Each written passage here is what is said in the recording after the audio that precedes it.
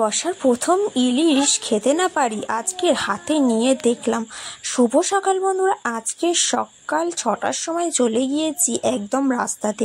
দেখতে পাচ্ছ রাস্তা একদম ভিজে হয়ে আছে, যেহেতু রাত থেকে বৃষ্টি হচ্ছিল। আর এখানে মাছ কিনতে চলে এসেছি। যে দাদাটা মাছ আনে তার কাছে আজকে 3 রকমের মাছ ছিল, পোনা মাছ আর একটা নদীর মাছ আর একটা ইলিশ মাছ, সব রকমই ছিল। তো তার মধ্যে দেখো একটা ইলিশ মাছ, এই ইলিশ মাছের নাকি কিলো 500 টাকা।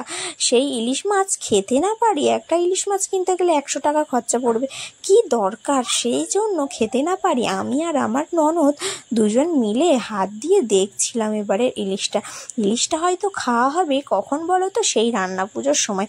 তারপর এই মাছটা মাপ করে নিয়ে নিলাম। আর সবজি কাকুর কাছ থেকে প্রায় 50 টাকার মতো সব রকম সবজি 10 টাকা করে নিয়ে নিলাম।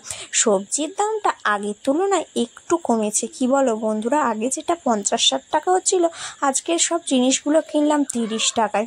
এখন বসে পড়েছি, মাছগুলো কাটবো, সবজিগুলো ঢালবো। তো দেখো মাছটা কিন্তু 300 গ্রাম ওজন হয়েছে, আর 100 গ্রাম চিংড়ি নিয়েছি। সব রকম সবজি দিয়ে একটু চচ্চড়ি মতো করব। আর দেখো এখানে মাছটা কিন্তু বেশ ভালো লাগছিল।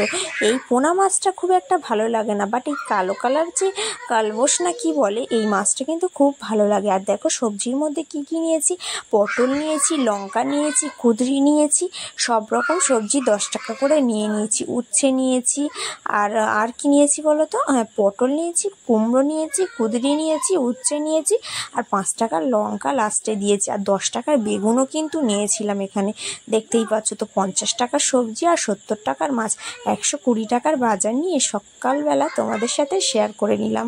তো চলো এগুলো কুটে ধুয়ে বেছে নিয়ে রেখে দিই আর ঘরের সমস্ত কাজ করে নিই। ভিডিওটা ভালো লাগলে অবশ্যই লাইক করবে আর সাবস্ক্রাইব করতে ভুলবে না। ধন্যবাদ বন্ধুরা। তোমাদের ওখানে সবজির দাম কত যাচ্ছে অবশ্যই কিন্তু তোমরা কমেন্ট করে জানাবে।